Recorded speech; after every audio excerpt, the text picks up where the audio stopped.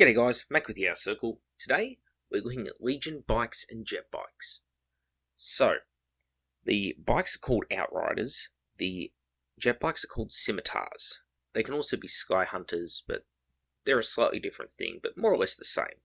In any case, these types of bikes are the two common ones that you'll see. And I say common, but the Scimitars, they pop up all the time in different armies. The Outriders do not. And I think it's mainly because the points difference is so minimal between the two, and for the jet bikes you get better armor saves, they move faster, and they have access to heavier weaponry with longer ranges. And I think that's the key to why the jet bikes are just so much more beloved and utilised by pretty much everyone compared to the regular Outriders. In any case, we've looked at Terminators, Tartarus and Cataphracti. We've looked at Tactical Marines, we've looked at Assault Marines, we've looked at Dreadnoughts, Transports. We're covering off on a lot of models in the Getting to Know Your Unit series, so that's why I want to get to these, because these are the real last key infantry unit types that you'll find. So, in the chart that I've compiled here, we've got legions who I strongly recommend them for, in green, and legions who I moderately recommend them for in the yellow, and then pretty much everyone else will get roughly equal gains out of them, in my opinion.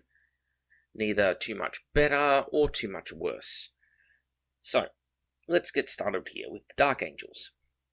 When they're fighting other enemies that are armed with swords, or they're armed with swords I should say, the Dark Angels themselves, they count as having a better weapon skill if they have the same weapon skill. So, in Marine versus Marine, instead of hitting each other on 4s, you hit them on 3s. Just a really minor buff. But all Outriders and Scimitars come with a close combat weapon and bolt pistol. That gives you options. That means your bikes actually have more attacks than your Tactical Marines stock. They are equally as capable as your Assault Marines stock in close combat, despite packing a lot more firepower, better toughness, and in the case of jet bikes, better saves and maneuverability. So that's definitely something. Now when it comes to the war gear selection, the molecular acid ammunition really stands out from the crowd here, because it turns them from being good to god tier.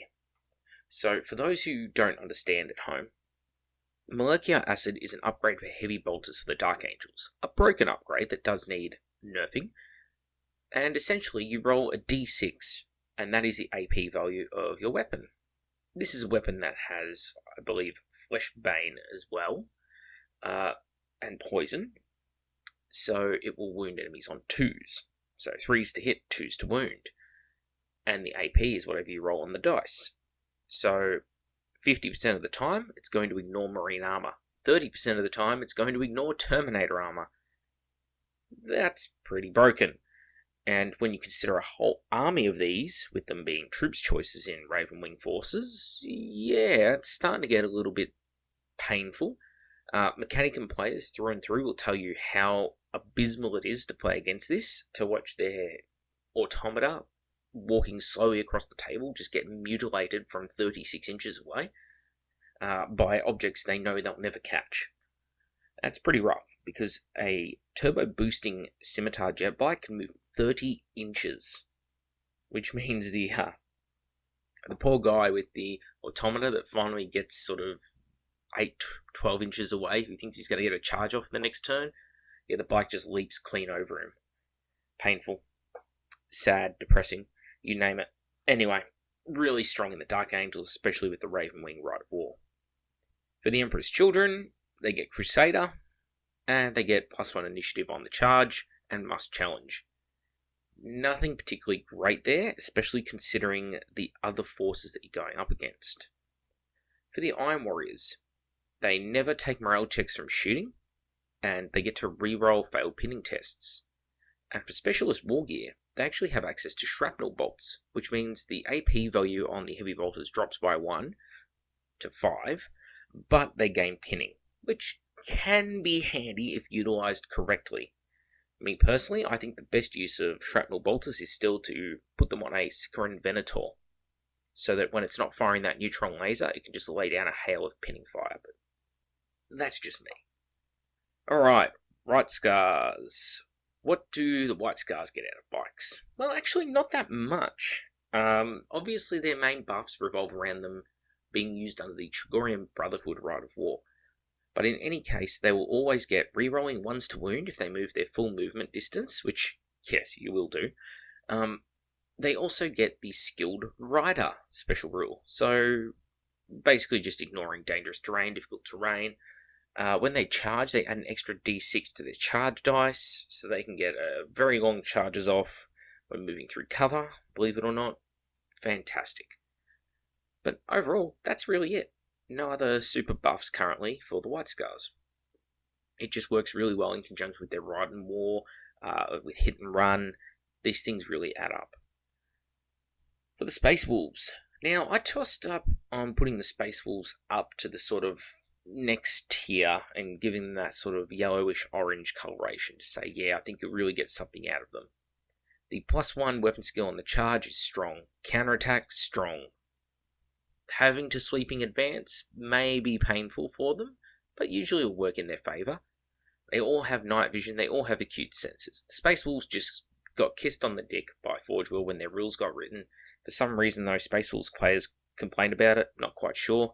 But they get a lot of buffs, especially when you compare that to, say, the Emperor's Children. Yeah. The Emperor's Children really come off as lacking, don't they, compared to the Space Wolves? Anyway, the Space Wolves,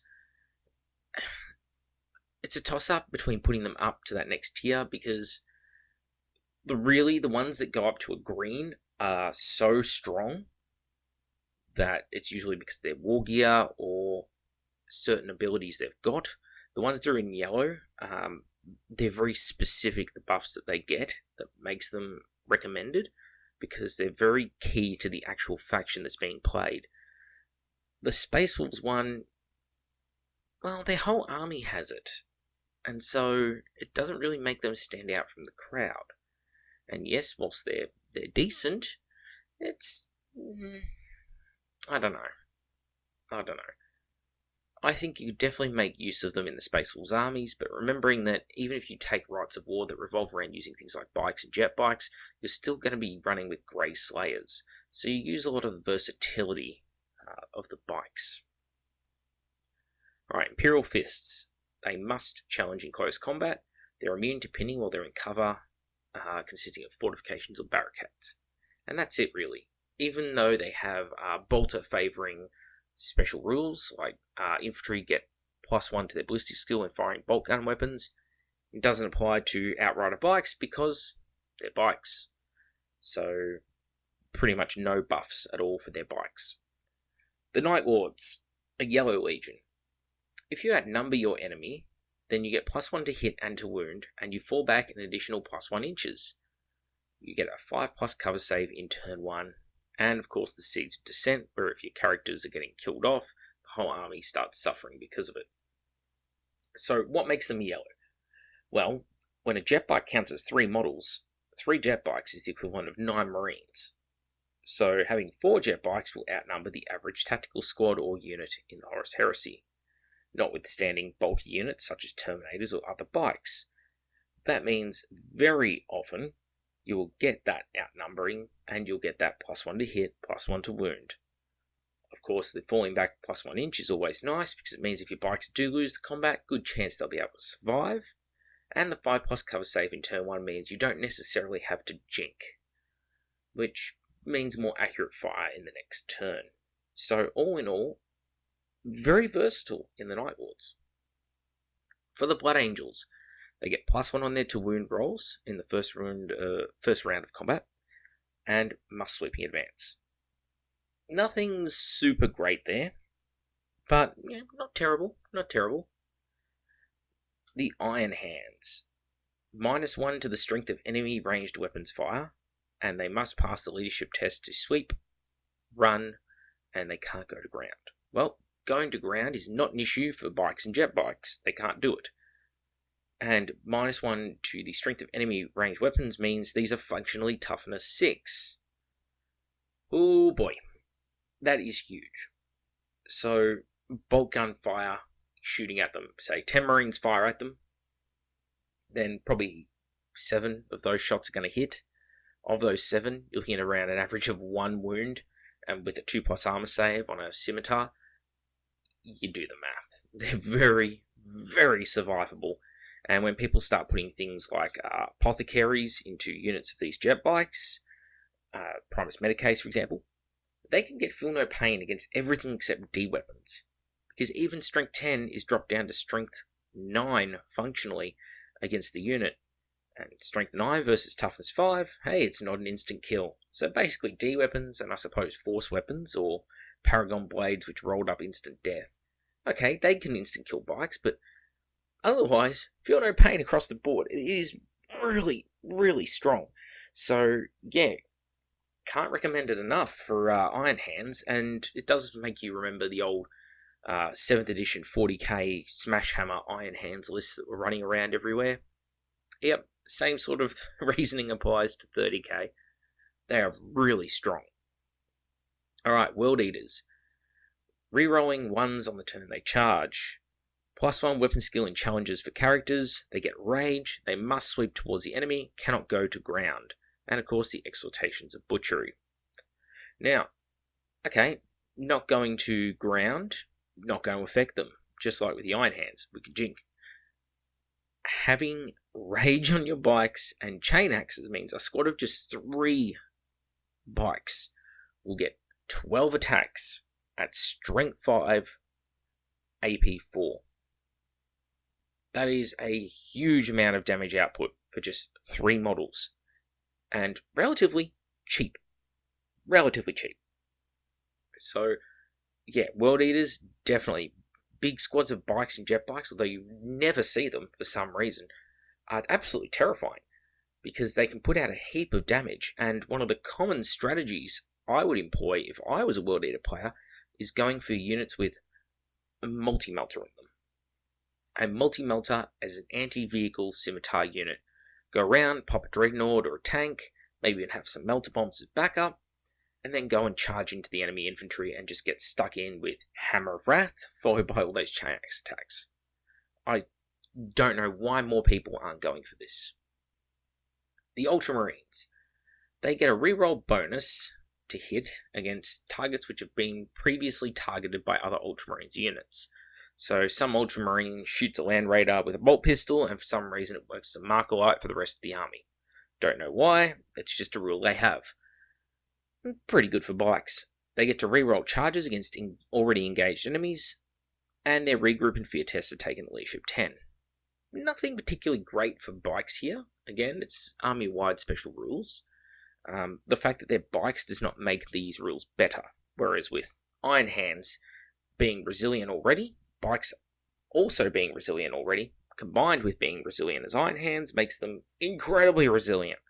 Well, the Ultramarines, it's more of a, yeah, you know, more of the same. Alright, Deathguard. They're immune to fear. They automatically pass pitting checks. They reroll dangerous terrain, which can be good for bikes. They get a Feel No Pain 4+ versus Poison and Fleshbane, and a -1 to sweep.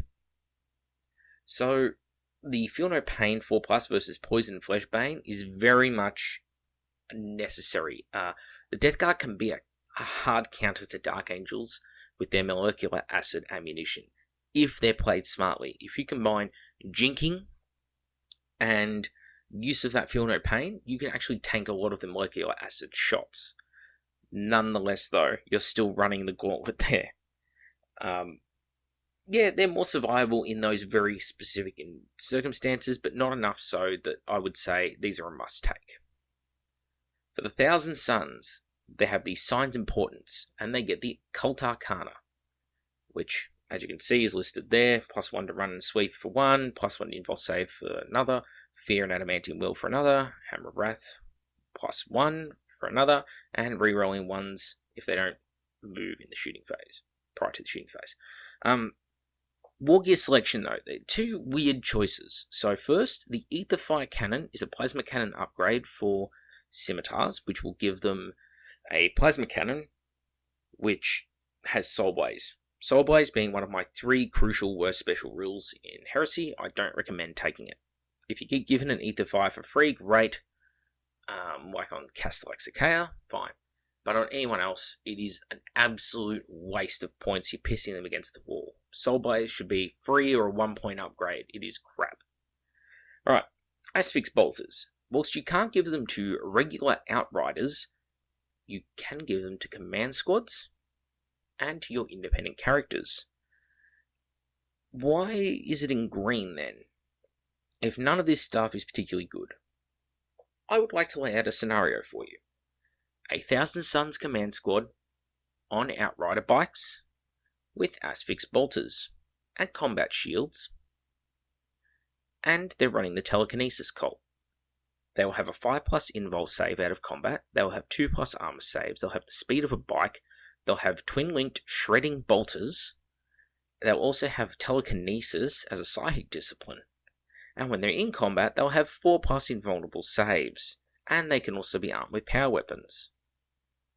Power fists, maybe even a force weapon on, say, the independent character in the squad. This can actually be a real beatstick squad, and I do have a unit of them which I occasionally utilise in my 1,000 Suns. Very criminally underrated and incredibly strong if used smartly. But, as we all know, people don't go for these sort of unique, weird unit combinations like that, combat shields and telekinesis, on command squad bikes with Asphyx Bolters. People never do it. I do it because I'm a weirdo who finds these combinations and tries to make the most of them. Other people just go for the lazy things like Sekhmet because, well, it's easy, it's lazy, it's already pre-packaged and ready to go. You don't have to think about it. You just buy the unit, assemble it straight out of the box, place it on the table, and it wins your games. Well, not always, but people seem to think that's how it works. Look for interesting combinations you can make, and that's one of them. Because that's pretty scary, and you're not really paying that many points for the unit. I mean, command squads are never a great way to spend your points. They're overcosted, but at least an Outrider command squad with Asphyx rounds, combat shields, telekinesis, that's tanky. Very tanky. And you combine that with an Apothecary, yeah, the only thing that's going to kill this squad is las cannons. No, actually, not even that.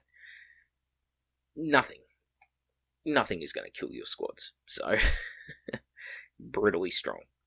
Alright, the Sons of Horus. They get to reroll 1s on reserve rolls. Pretty good if you're outflanking or you're coming in from Deep Strike, which are both options available to the 2 different types of bike. Scout being a rule that the Outriders have, and Deep Strike being a rule that the Scimitars have. So, that's bonuses. The Sons of Horus also get an additional attack at the end of the assault phase, or in the initiative 1 step, I should say, if they outnumber the enemy. And of course, that means they'll get a bonus because, well, for outnumbering the enemy, jet bikes count as 3 and bikes count as 2, at least. I think bikes might even be very bulky, jet bikes extremely bulky, so, yeah. Also, the bikes will get +1 ballistic skill when they're within 12 inches of an enemy unit. Now, that'll only affect the bolt pistols on the Scimitars, but it affects the bolt guns on the Outriders, and they can charge afterwards. So, a common tactic here would be to have 3 Outriders getting close to the enemy, and it doesn't even need to be bolt guns. I believe it's rapid fire, assault, and pistol weapons. So, they could come in with plasma guns, launch a volley of twin-linked plasma into the enemy at ballistic skill 5. Twin-linked. That means you're pretty much guaranteed to hit all of your shots. It's like 99.7 or something ridiculous like that % of shots will hit. And then you charge what's left, you outnumber them, you have 2 attacks base plus the extra for charging, so 3 attacks per bike, and then the enemy makes their attacks back at you at the same time, and then you get another set of attacks, 1 per guy, at the end of the assault phase, which, yeah, strong. That's why I recommend it. For the Word Bearers, 3d6 morale checks, they discard the highest roll, they must sweep, and they reroll sweeps of a 1. Yeah, they get nothing out of bikes and jet bikes that anybody else does. Alright, Salamanders, they're immune to fear, they reroll 1d6 on failed morals. All flamers are +1 strength, and they're -1 inches to run and charge moves, and do not add initiative to pursuing sweeping advances. But they can take heavy flamers on all of their scimitars because they can replace heavy bolters with them, and they can take twin flamers on their outriders. So you can have outriders with twin flamers, which are pretty much heavy flamers in strength. Or you can have strength 6 heavy flamers on your bikes, because you're salamanders. So you could have jet bikes, turbo boost 30 inches in turn 1, do a super jink, then just run up to an enemy unit and just flame the fuck out of them. That's terrifying, especially if you're someone like Solar Auxiliary or Militia, who's deathly afraid of heavy flamers and flamer type templates. Having strength 5 and 6 flamers opposite you is... ooh. So it's a case here of not the Legion rules making them especially strong, but the war gear making them especially strong, much like with the Dark Angels and their molecular acid. However, utilising this wisely is going to be the hard part. But again, strength 6 heavy flamers, Jesus. Alright, the Raven Guard. The Raven Guard get one bonus, and that's Furious Charge. Yeah, I guess. It's better than Word Bearers. It's better than Emperor's Children. Probably not as good as Space Wolves. It's better than Imperial Fists, but it's a nothing buff, really. Alright, the Alpha Legion. Obviously, as a part of being the Alpha Legion, they get the mutable tactics and the choice of Scout, Infiltrate, Tank Hunters, Counterattack, Move Through Cover, Adamantium Will, at the start of the game, and of course suffer the penalty of Martial Hubris. Pretty much no buffs for bikes, jet bikes, but being able to infiltrate them or something like that could be handy. Do I recommend it for them? No, actually I don't. There's a lot of other units that they can better utilise with their Legion traits, especially marksman units, seekers, that sort of thing. So, yeah, there's a reason why Alpha Legion players predominantly choose to take armies of Terminators and Seekers. It really plays to their strengths. Bikes and jet bikes predominantly aren't. Anyway, that's the overview of bikes. 9 times out of 10, as I say, you're probably going to go for a jet bike. But Outriders have their place if they're kitted out very specifically, correctly, and used with the right Legion. Do they need a points change? Yes, they need like a 10-point reduction, roughly off the top of my head, because something like 50 to 60 points upgraded for a bike is not that great, considering they're a 1 wound, 3+ armor save model, even if they are toughness 5. Anyway, make with the outer circle. Thank you all for watching, and see you all next time.